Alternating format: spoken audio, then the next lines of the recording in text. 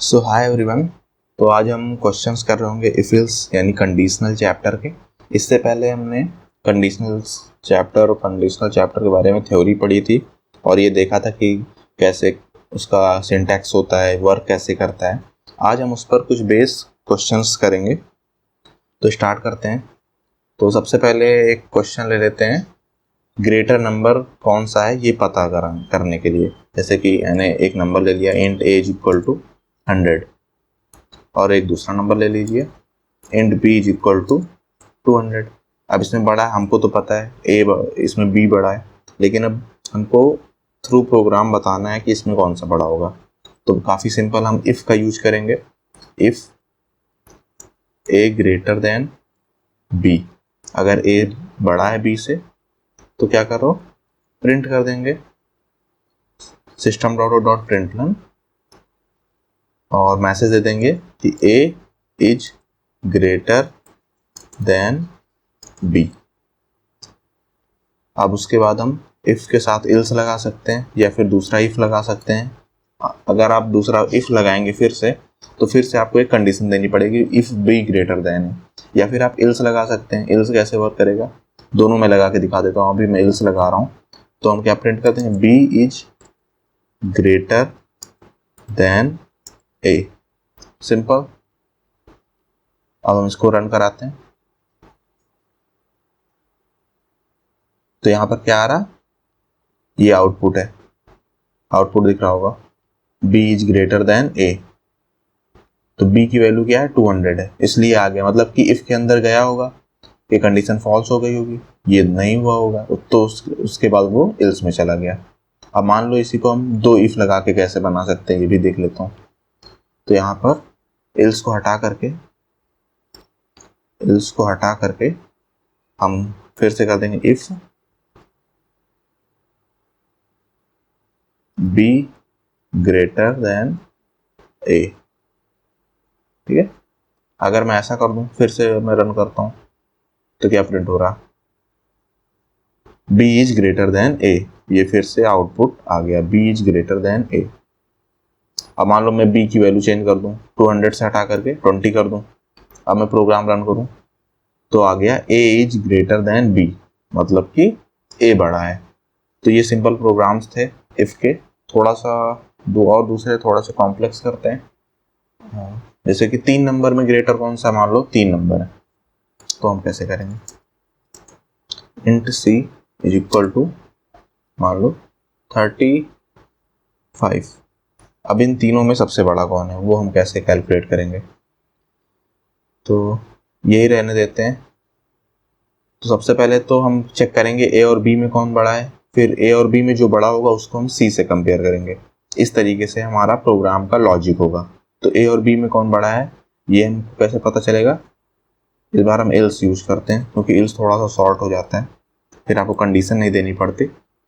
यहाँ पर हम प्रिंट क्या कर देंगे, यहाँ पर हम प्रिंट नहीं करेंगे, हमको ये स्टोर करना है। जैसे अगर a बड़ा है तो उसको एक स्टोर करना है, तो यहाँ हम लिखेंगे एक मैक्स वेरिएबल बना लेंगे जिसमें हम a और b में कौन बड़ा है वो स्टोर करेंगे, इंट मैक्स। अभी इसमें वैल्यू में 0 रख दे रहा हूँ, इनिशियलाइज कर दे रहा हूँ। तो यहाँ पर हम क्या करेंगे, अगर a बड़ा है b से तो मैक्स में a कॉपी कर देंगे। मतलब a और b में अगर a बड़ा है तो a किस में आ जाए, मैक्स में आ जाए, और एल्स मैक्स में क्या आ जाए, मैक्स में b आ जाए। तो इतना प्रोग्राम चलने के बाद, ये इफ वाला चलने के बाद मैक्स में क्या आएगा, मैक्स में जो बड़ा होगा वो आ जाएगा। मैक्स में वो वैल्यू आ जाएगी a और b में जो बड़ा है। अगर a बड़ा है तो मैक्स में a आ जाएगा, अगर b बड़ा है तो मैक्स में b आ जाएगा। अब हम क्या करेंगे, अब हम मैक्स में और c में चेक करेंगे कौन बड़ा है। तो एक और वेरिएबल में बना लेता हूँ, int final max equal to 0 अभी कर लेता हूँ।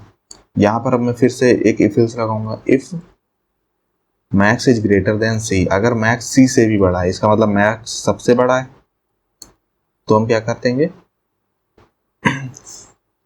Fine max is equal to max, क्योंकि मैक्स बड़ा है, मैक्स c से भी बड़ा है और मैक्स a और b में भी सबसे बड़ा है।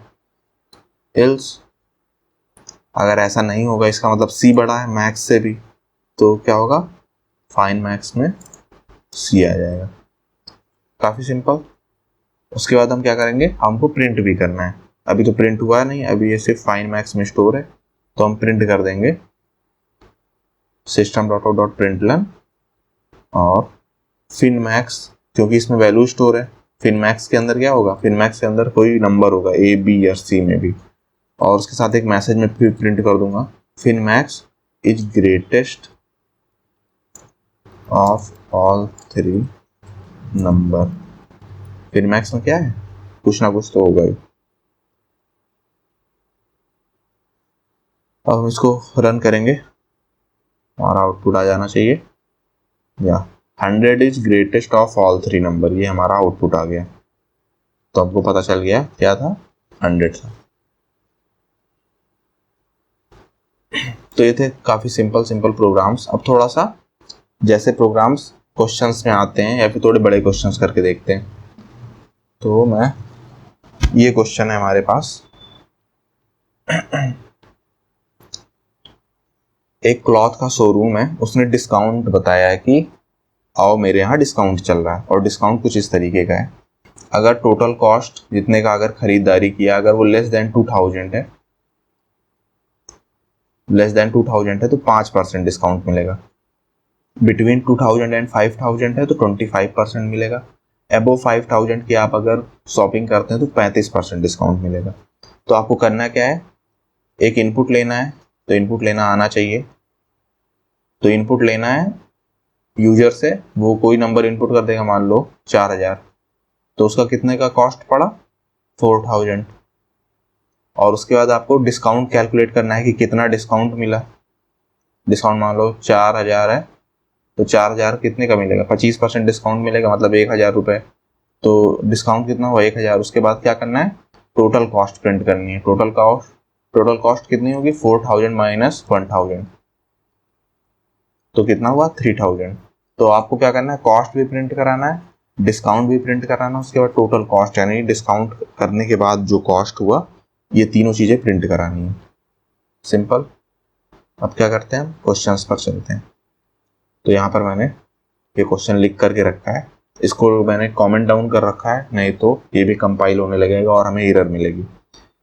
इसको मैं समझा देता हूँ। ये यूटिल है पहली लाइन, फिर ये पब्लिक क्लास मेन है, उसके बाद ये पहला फंक्शन है मेन फंक्शन, उसके बाद स्कैनर वाली लाइन है जिससे हम इनपुट लेंगे। स्कैनर की लाइन लिखनी पड़ती है जिस भी प्रोग्राम में आपको इनपुट लेना हो, ठीक है। हमको क्या करना है, हमको सबसे पहले तो इनपुट चाहिए कि कितने की खरीदारी हुई, तो इंट कॉस्ट, ठीक है, जो कि यूजर बताएगा कि कितने का खरीदा, ठीक है। उसके बाद हमको डिस्काउंट भी कैलकुलेट करना है, तो इंट नहीं, इसको फ्लोट रखते हैं क्योंकि डिस्काउंट हो सकता है पॉइंट में भी आ जाए। तो फ्लोट डिस्क हमें खुद ही कैलकुलेट करना है। तो एक फ्लोट डिस्काउंट है और उसका टोटल कॉस्ट, एक वेरिएबल है टोटल कॉस्ट। अभी इन दिनों को 0 से इनिशियलाइज कर देंगे, इनिशियलाइज करना रहता है, नहीं तो कभी कभी एरर आ जाती है, ठीक है। कॉस्ट में तो वैल्यू आएगी, इसमें हमको कैलकुलेट करना है, इसलिए इसको हम इनिशियलाइज कर लेते हैं। और डिस्काउंट को 0.0 से करेंगे क्योंकि फ्लोट है ना, तो 0.0 कर दे रहे हैं, ठीक है। तो हमारे पास ये चीजें आ गई जो जरूरी है, डिस्काउंट, टोटल कॉस्ट और कॉस्ट। हमको यूजर से इनपुट लेना है, तो हमने स्कैनर वाली लाइन तो लिख ही दी है, हमको यूजर से इनपुट लेना है। तो सबसे पहले यूजर को बताएंगे कि इनपुट करो, तो यूजर से हम बोलेंगे इनपुट टोटल कॉस्ट, मतलब कितने की खरीदारी करी ये बताओ। तो पहले यूजर को मैसेज दे देंगे, उसको मैसेज स्क्रीन पर मिलेगा कि इनपुट टोटल कॉस्ट, तो उसको पता चल जाएगा कि अच्छा टोटल कॉस्ट इनपुट करनी है। उसके बाद हम अपनी लाइन लिखेंगे जिससे टोटल कॉस्ट जो वो इनपुट करेगा थ्रू कीबोर्ड, उसको हम स्टोर करेंगे। तो हमको कॉस्ट में स्टोर करना है, कॉस्ट हमने ऑलरेडी बना लिया है, ठीक है, ये हमने बना लिया है। तो हम क्या लिखेंगे, cost is equal to sc dot next int, क्योंकि कॉस्ट इंट टाइप का है। और ये sc क्यों लिखा है, क्योंकि स्कैनर के बाद क्या है, sc है, तो जो यहाँ पर लिखते हैं वही हम यहाँ पर नीचे लिख देते हैं, sc डॉट नेक्स्ट इंट। कहीं कहीं पर स्कैनर इनपुट लिखा रहता है, तो यहाँ पर इनपुट डॉट नेक्स्ट इंट होता है, तो आप अपने हिसाब से देख लीजिएगा। अब हमारे पास कॉस्ट में वैल्यू आ गई। अब हमको क्या करना है, आपको क्वेश्चन देखना है कि अगर कॉस्ट की वैल्यू 2000 तक है तो 5% डिस्काउंट देना है। ठीक, तो डिस्काउंट निकालने का फॉर्मूला मैं बता दे रहा हूँ अभी, ये तो आपको पता भी होगा। तो शुरू करेंगे हम, सबसे पहले इफ लगाएंगे, if cost is less than 2000, अगर ऐसा है 2000 से कम है आपकी कॉस्ट, तो डिस्काउंट कितना होगा, डिस्काउंट हमने ऑलरेडी बना लिया है, डिस्काउंट कितना होगा, 5% होगा। तो कॉस्ट इंटू 5, इसको 100 से डिवाइड कर देंगे, तो इस तरीके से हमारा डिस्काउंट निकल आएगा। अब दूसरी हमारी क्या कंडीशन है, एल्सिफ क्या है, लेस देन 2000 तो हो गया, बिटवीन 2000 एंड 500, तो एल्सिफ लगाएंगे, else if cost is greater then और इक्वल टू 2000, क्योंकि 2000 रुपये भी है तब भी हमारा डिस्काउंट कितना पड़ेगा, 5 से ज़्यादा 25% पड़ेगा। और कॉस्ट 2000 या 2000 से बड़ा है, और एंड और साथ में ही एंड यहाँ पर लगेगा, क्योंकि दोनों कंडीशन सेटिस्फाई होनी चाहिए। एंड और का केस यही होता है, अगर दो कंडीशन है, जैसे 2000 है और 2000 से 5000 के बीच में है, तो मतलब 2000 से बड़ा हो और 5000 से कम हो, इन दोनों के बीच में रहेगा तभी ये कंडीशन यूजफुल रहेगी। तो कॉस्ट इज लेस देन 5000, ठीक है, 2000 से बड़ा हो और साथ में ही 5000 से कम हो। इस केस में क्या होगा, इस केस में डिस्काउंट 25% होगा, discount is equal to cost into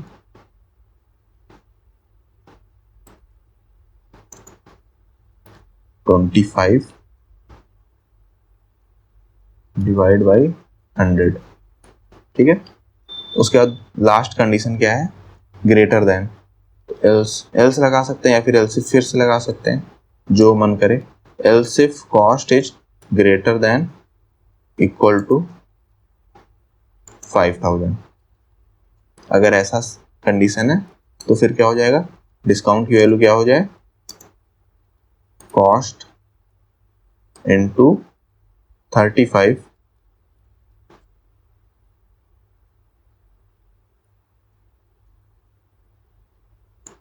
divide by 100। काफी सिंपल। तो इतना तो हम हो गया हमारा कोड, ठीक है। तो देखो क्या था, सबसे पहले इतने में तो हमने वैल्यूज इनपुट कराई यहाँ तक, उसके बाद फिर हमने क्या किया, ये हमारा प्रोसेस हुआ जो हमने वर्क किया। अब हम क्या करेंगे, अब हम आउटपुट देंगे। आउटपुट देने के लिए हम प्रिंटलन system.out.println का यूज करते हैं। सबसे पहले तो हमको कॉस्ट इनपुट प्रिंट करानी है, तो वो करा लेंगे। तो मैसेज देंगे टोटल कॉस्ट, और कॉस्ट किसके अंदर है, किस वेरिएबल में, कॉस्ट में।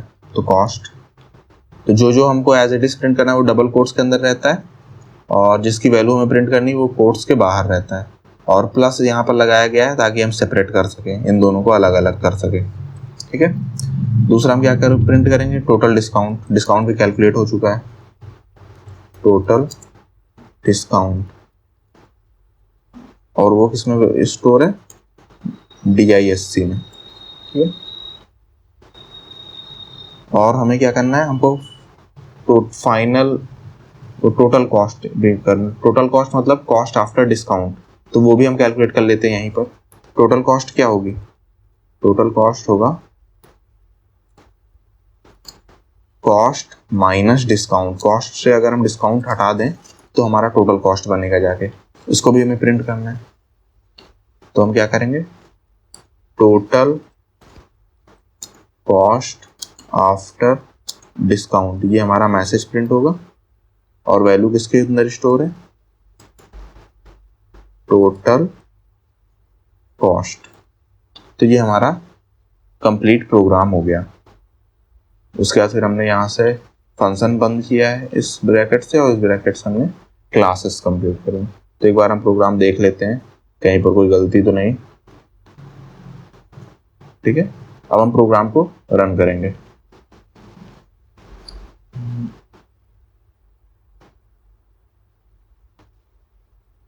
तो हम प्रोग्राम को रन करके देख लेते हैं। तो मैं कमांड दे देता हूँ एंड अभी हमसे पूछेगा इनपुट टोटल कॉस्ट, तो मैं 4000 दिए दे रहा हूँ। अब हमको आउटपुट देगा total cost 4000, total discount 1000 and total cost after discount 3000। तो ये हमको क्या मिल गया, ये हमको आउटपुट मिल गया। तो अभी मैंने प्रोग्राम कर रन किया था तो कुछ गलतियां हो गई थी, जैसे कि मैंने फ्लोट डिस्काउंट 0.00 किया था, लेकिन मुझे 0.0f करना पड़ेगा, क्योंकि फ्लोट के लिए ये होता है f से डिनोट होता है। क्योंकि अगर मैं सिर्फ 0.0 करूं तो ये इसको मान लेता है कि ये शायद डबल हो, पर ये डबल नहीं है, ये फ्लोट वैल्यू है, तो इसलिए हमको बाद में f लगाना पड़ता है। ठीक है, तो इसका ध्यान रखिएगा। और एक और गलती हो गई थी कि इल्स और इफ के बीच में मैंने स्पेस नहीं लगाया था, स्पेस लगाना पड़ेगा, इल्स इफ के बीच में स्पेस लगाना पड़ेगा, नहीं तो ये छोटी मोटी गलतियां होती हैं जिसमें ये आउटपुट नहीं देता है। ऑल्दो आपके एग्जाम में चेक कर देगा, लेकिन यहाँ पर ये आउटपुट नहीं देता। तो ये था प्रोग्राम।